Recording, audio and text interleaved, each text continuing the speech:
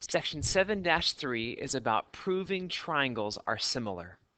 Now, I know that many of you aren't really excited to do more proofs, but you may be excited to know that this is the last section that requires proofs for this year. Okay. Now, there will be sections where we talk about, justifying things for proofs, but this is the last section where you will need to do proofs on homework and quizzes and tests. Okay, so let's kind of go back to chapter 4 when we talked about congruent triangles. Okay, when proving that triangles were congruent, we had 5 theorems or postulates that we used. And they were side, side, side, side, angle, angle, side, angle, angle, angle, side, and hypotenuse leg. Now, those same postulates and theorems can be also used for similarity for the same reasons they work for congruence. Okay? The only difference is instead of sides being congruent, sides will be proportional. Okay? So there is a side, side, side similarity theorem where all the sides are proportional. Okay? There's a side angle side similarity theorem where the sides are now proportional, not congruent. Okay? And they lump these together and just call it angle angle. Okay, so there's an angle angle postulate that we'll look at in a little bit. Okay, and although there isn't one for hypotenuse leg that we'll talk about in this section, it still works for the same reason it works for congruence. That if you have 2 right triangles and the hypotenuse and leg ratio is the same in both triangles, then the triangles will be similar. So here is the angle angle similarity postulate. If 2 angles of one triangle are congruent to 2 angles of another triangle, then the triangles are similar.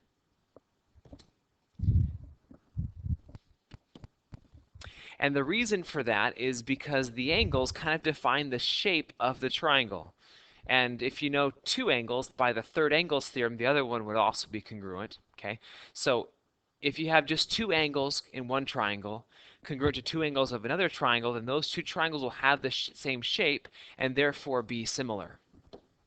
The side angle side similarity theorem is if an angle of one triangle is congruent to an angle of a second triangle, and the sides that are included in the 2 triangles are proportional, then the triangles are similar. Okay, and this works for the same reason the side angle side congruence theorem worked, except now the sides are proportional and not congruent. Okay, the last one is the side, side, side similarity theorem, and that is if the corresponding sides of the 2 triangles are proportional, then the triangles are similar. Okay, we looked at problems like this in the last section, section 7-2, where all the sides are proportional and therefore they're congruent. Okay, so here are the 3 theorems and postulates we can use to prove triangles are congruent. Now let's look at some examples and kind of just state what theorem or postulate we would use and not actually write a proof yet. Okay, number 1, I'm given some angles. Now keep in mind that we have some vertical angles when they're touching. Okay, so this is also 35 degrees, okay, because they're vertical angles. Okay, and I still don't have 2 angles that are the same, so I will look at this triangle over here and say, well, 35 plus 45 equals 80. So I take 180, subtract 80, and I get 100, so angle R must be 100. Okay, which means that because angle A is congruent to angle R, and these vertical angles are congruent, that these 2 triangles are congruent by angle angle. Okay, so let me write out the similarity statement. And the similarity statement is triangle AEZ. Sorry, it's not congruent. It's similar to, that's what that symbol means, triangle REB. And I will say by the angle angle postulate. Okay, next problem. All I have is sides, so if they were similar, I would need to use the side, side, side similarity theorem. Okay, let me look at some what looks like would be corresponding ratios. I look at 2 over 3 and say, is that equal to 4 over 6? Well, they're both, now this simplifies down to be 2/3, and so yes, they would be equal. Now, is that equal to 3 over 4.5? And if you divide it, you get 0.66666 repeating. And yes, it's the same ratio. So because the all the corresponding ratios are the same, these are proportional by the side-side-side similarity theorem. So my similarity statement is triangle ABC is similar to triangle FED by side, side, side. The last one on this page is, let's see here, we have some congruent angles.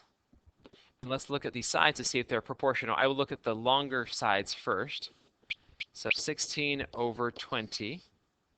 And is that the same as 12 over 15? Okay, well, if you divide them, you get 0.8 and 0.8. So yes, they are equal. And that means that these two sides are proportional. So triangle UGA is similar to triangle FEB by side, angle, side. Okay, I hope that helps you see how these theorems and postulates could be used and how important it is to check for proportionality between the sides. Okay, now there are a few more examples here. I won't go through them for the sake of time, but let me just point out a few things. One is when you have parallel sides, keep in mind the alternate interior angles theorem.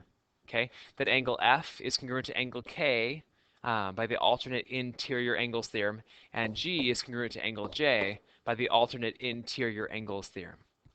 Okay, moving on. Now, writing a proof for to prove that triangles are similar. Now, I know in the past we really stressed a two-column proof, but after talking to Swanlin some more and thinking about it, we want to give you some more freedom and some more flexibility in how you write proofs. Okay, so we won't require a two-column proof. You may use a paragraph, you may write it in a flowchart, but we're going to be looking for these two things. Okay, in your proof, you must state the postulate or the theorem that you're using, whether it be angle, angle, side, side, side, side, angle, side. Okay, you must also state the congruent angles or angle and proportional sides for the postulate or theorem that you're using. So if you're using angle, angle, you have to tell me which two angles are congruent. If you're using side, side, side, you need to tell me why all the sides are proportional. Okay, now you can do that in a two-column proof, you can do it in a paragraph, you can do it in a flowchart, whatever you would like. Okay, now in these videos, I will use a kind of a paragraph proof because I want that to kind of you to use this style as we say explain, that you're used to explaining in a paragraph why something is true. So let's prove this. We are given that Rm is parallel to Sn. Okay, and we're given that Rm is perpendicular to Ms. I'll draw that in the diagram. And Sn is perpendicular to Nt. Okay, so now looking at this picture, why would these two triangles be similar? Okay, am I going to use angle, angle, side, angle, side, or angle, or side, side, side? Now we don't know anything about side lengths. Okay, so that leads me to believe that I probably want to use angle, angle. Okay, and I have one angle, M is congruent to N because they're both right triangles. They're both right angles. The other thing that I have is about this angle and this angle. Angle R and angle NST. Okay, and if you can't see it, let me draw in these parallel lines longer. And we think about this as a transversal. And hopefully you see that those two angles are corresponding angles. Okay, and so they're congruent because the lines are parallel. It's the corresponding angles postulate. So the postulate I'm using is angle, angle, and the two angles that I'm using are congruent are angle M and N, and angle R and angle NST. So here's my proof. I won't state the given because I assume that you see it and I see it and we're okay with the given, but I will state that angle M is congruent to angle N because of perpendicular lines.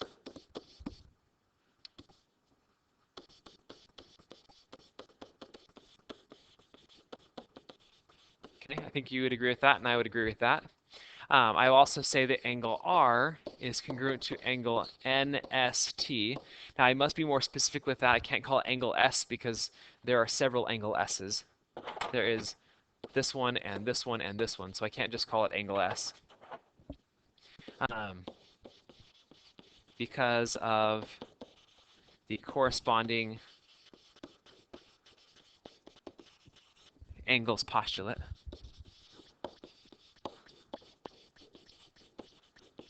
Okay, so triangle RSM is similar to triangle STN by angle postulate. Okay, and that is my proof. Okay, I've stated the postulate I've used, and I've stated the two angles that I've used to use that postulate. Next example. Given that A bisects segment JK, and C bisects KL, and B bisects, it should say, JL, prove that these triangles are similar. Okay, now let me draw on the diagram what this says. A bisects JK, so these are congruent because A is a midpoint. C bisects KL, and B bisects JL.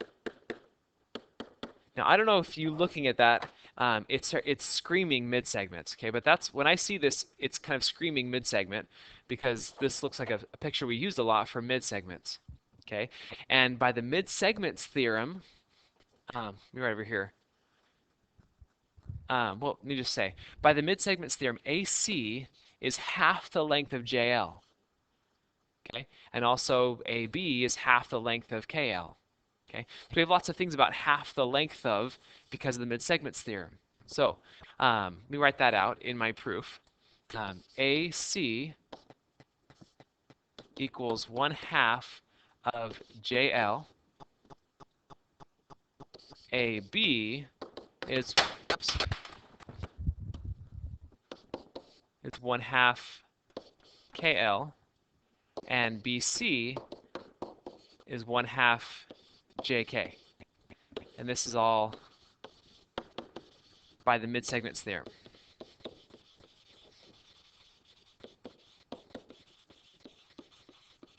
Okay, now if you look at that for a second, you'll notice that that means that all the sides are proportional to each other, okay? And the scale factor is 1/2. So once I've stated that, then I can say that triangle JKL is similar to triangle CBA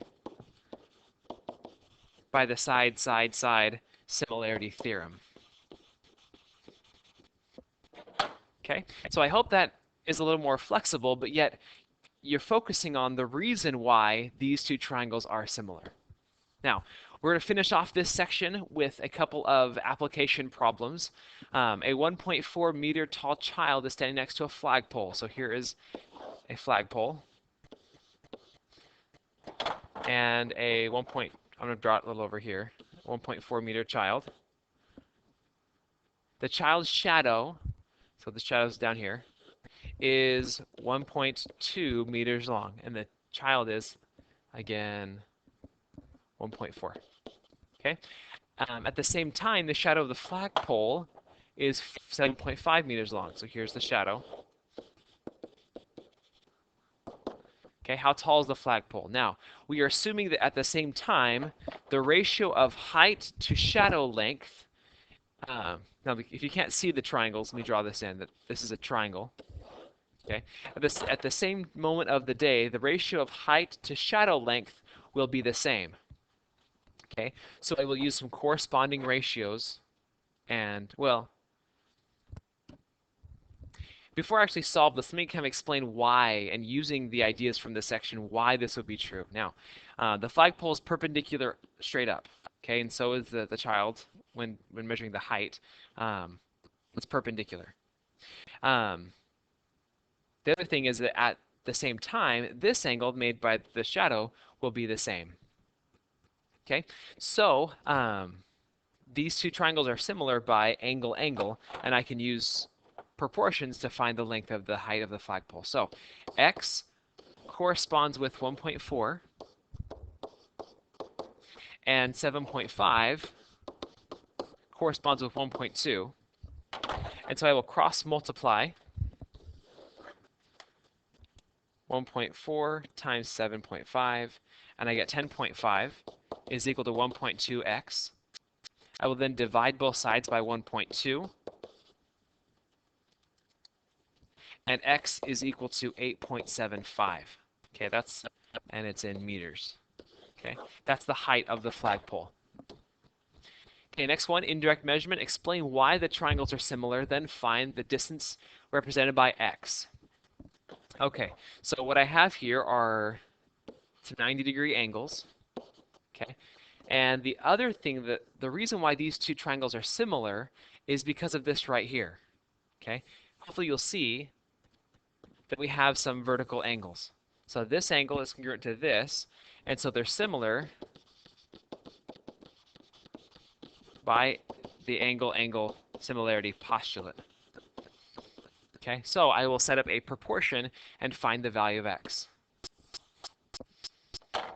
Okay, now x corresponds with 120. So x over 120 is equal to, now I'm doing the right triangle. Whenever in doubt, you should always keep in mind what ratio you're looking at.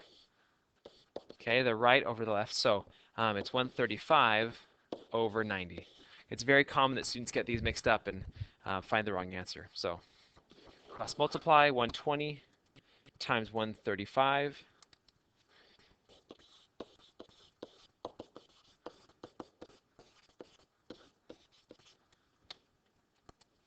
And the pond must be 180 feet wide. Okay, there's one more problem in the slide, but for the sake, this is more of a master level question, and so I won't take the time on this video to explain it.